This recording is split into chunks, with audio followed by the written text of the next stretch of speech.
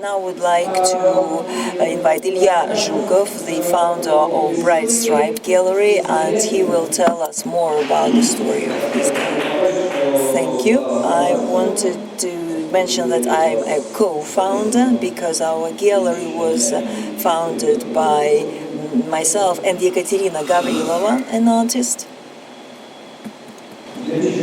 So, 2006, Moscow, another spasm of urbanization and complex cubism. So, in December 2006, together with Ekaterina Gavrilova, another artist, we opened Brown Stripe Gallery, which is located in the northern part of Moscow in a panel building not far from Altufievskoye metro station, very near the place where Leonozov's barracks used to be. We think that 2006 was a boring time, even though we had an active life. But there weren't many art groups at that time. If there were some groups, they were quite isolated in their own discourse. So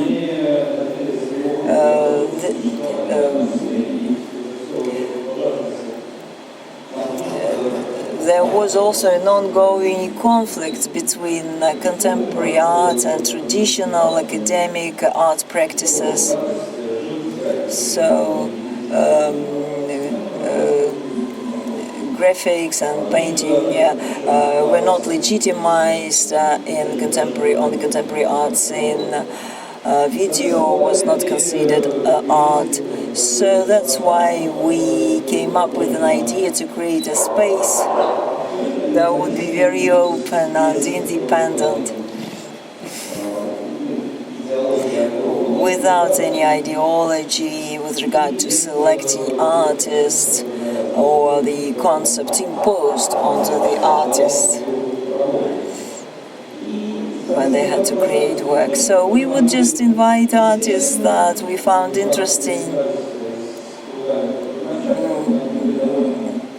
and we had many interesting, we knew many interesting people, so there were many interesting artists. At first, our exhibitions were held sporadically in the late 2006 and early 2007. Mainly there were photographers, graphic artists, but the first exhibition was quite interesting, in fact, because it was a group exhibition, and for example, Ria Radushkina, Katya's works were represented, Victoria Lasko also, Nadia Punganuchuk, her paintings. And later on, in 2006, we began to organize exhibitions regularly, once every 2 months. And the exhibition took place in a room in an apartment that was usually used as a studio, and so just for the sake of exhibitions, everything was taken out of the room, and the artists could do whatever they wanted.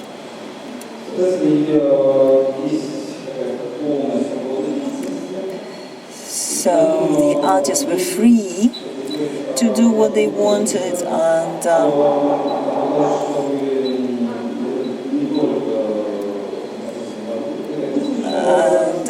the artists not only organized the exhibitions, we also had concerts, poetic evenings.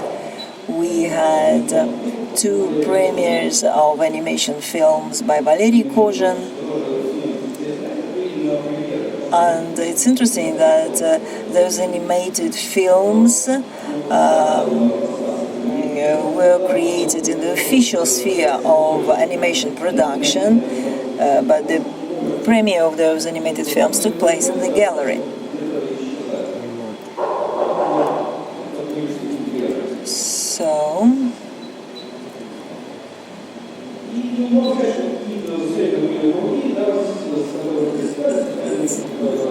apart from graphic artists,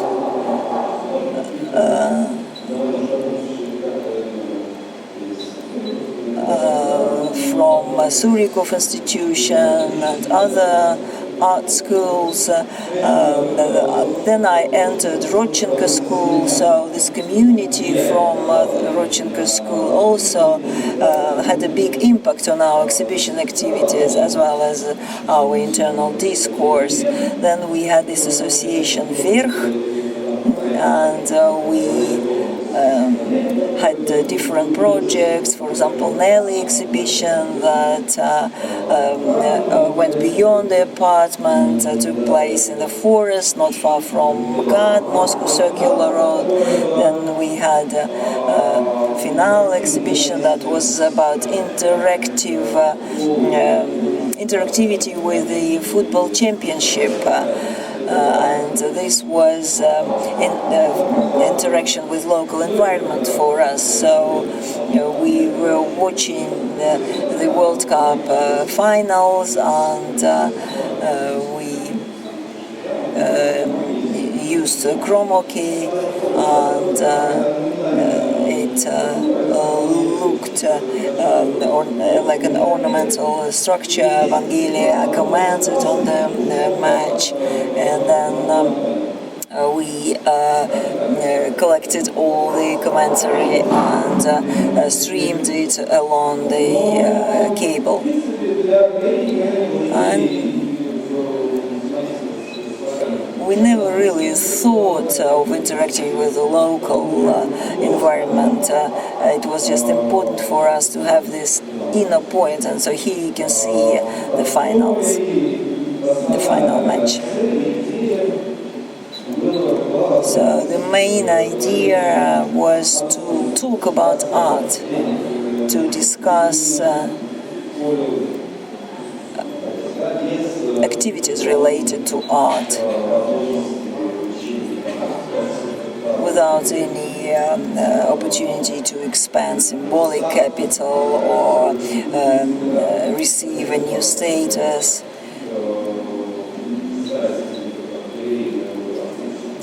We didn't really want to invite curators, we didn't really want to focus on selling works of art, so we didn't really do any publicity.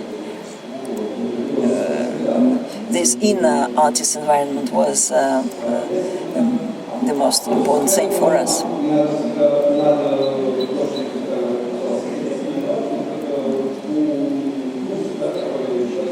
So this way that a person had to make traveling from the center to the suburbs was very important to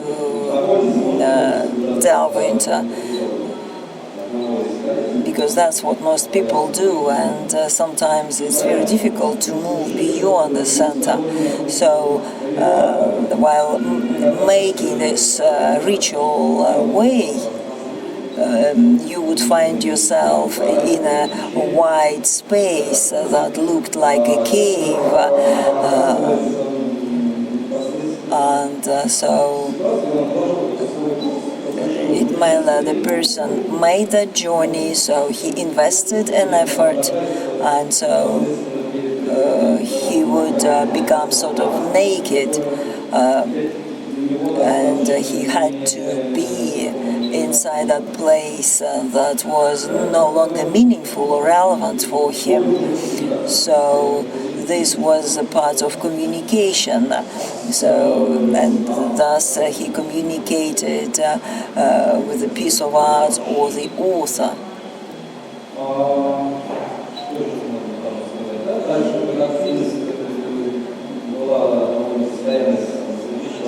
So we were active between 2008 2012. We had about 40 exhibitions during that time.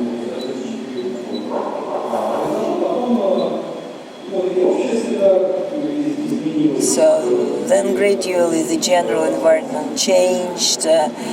We began to have more spaces that could be suitable for different projects, both political statements and art statements, no matter how dangerous it could be. And that's why we became less active.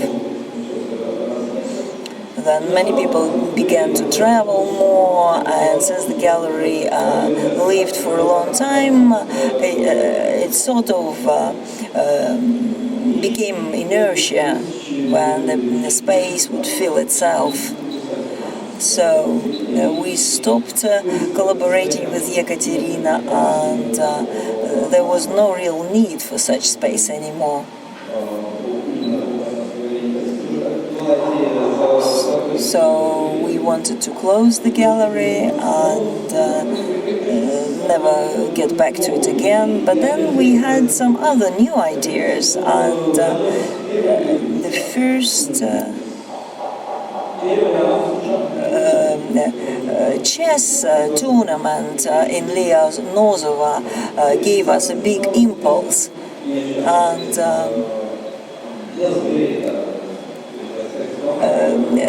it's now called X-Brown Stripe. So it's very interesting for me to work with more experimental sites, just like chess tournament.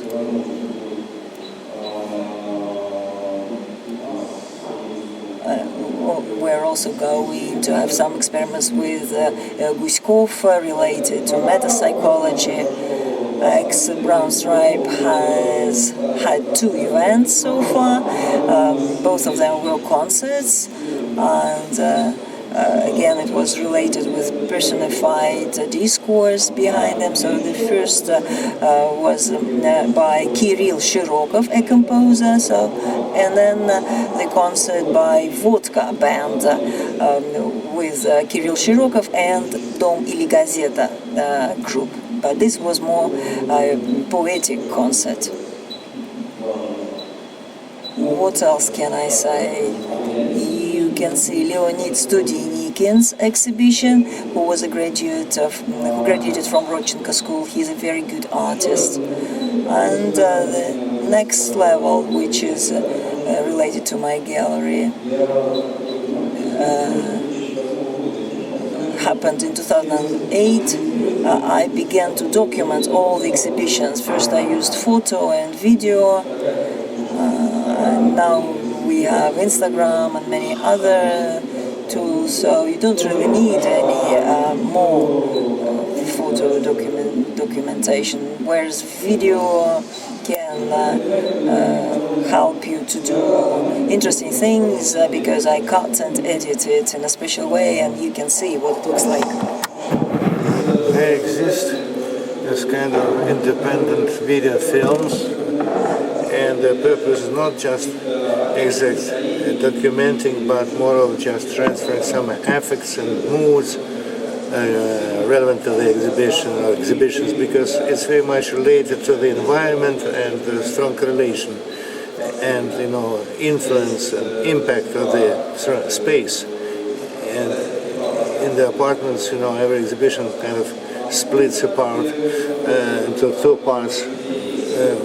Brown Stripe, where the art is concentrated, and the kitchen, where everybody's like sardines in the can, sit, drink, talk, smoke, and enjoy themselves. And another interesting and very touching moment, which is relevant to and was accompanying Brown Stripe through its whole existence, kind of came linked to Cheremушka gallery, and noticeable that we both got open the same month in 2006, and then after Rodchenko School, Kirill became my master, my tutor, and so we existed together, and later even we made together. Well, firstly we had one guest exhibition when Kirill and Sonia Rushkova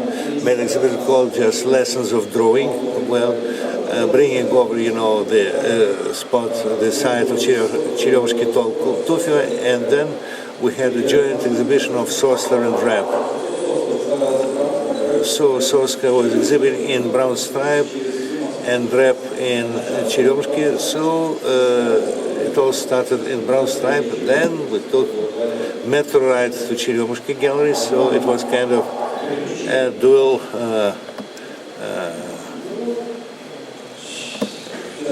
travel and dual adventure. So what else was interesting in my formal level experience, and why I was documenting all that? Because, well, there were different situations. Some exhibitions were attended by a high number of people, some were just had few visitors, and all the time you hear this knock on the door, or intercom calls, which always distract you from any viewing or any discussion, and you're just running back and forth a little bit. So you're kind of dragged out of the content of the mainstream of the event. So you're feeling like kind of an outsider or onlooker. For me, it was also very interesting artistic experience. And knocking you hear all the time, well, from the work of Leonid Sudekin, kinetism, which in my opinion was one of the most powerful and impressive exhibitions, quite minimalistic, well, which consisted only of text hanging on the wall about somebody knocking on the door. And that's why you hear this knock all the time. And this author's dotted line that was kind of symbolizing, and it really had very strong surrealistic impression on the viewer. And also, what's important, well, since, well, in the space, well, artists were within the space were given complete, unlimited freedom, though we didn't have much, capacity to support them financially. But what really was interesting to note, about 84% of all our exhibitions were quite minimalistic, reducing just to kind of semi-submergence, semi-dilution in space. So some exhibitions were fully organizing the space, but usually they were quite accurate, and so certain, gestures were kind of made, starting with Arseny Zhilyak, when he wanted just to project one word on the window, but then he got scared of his daring, idea, so he added some graphics projected on the walls. So perhaps I'll add something from the previous. So this is name exhibition relevant to journey, and it's probably all I wanted to tell you.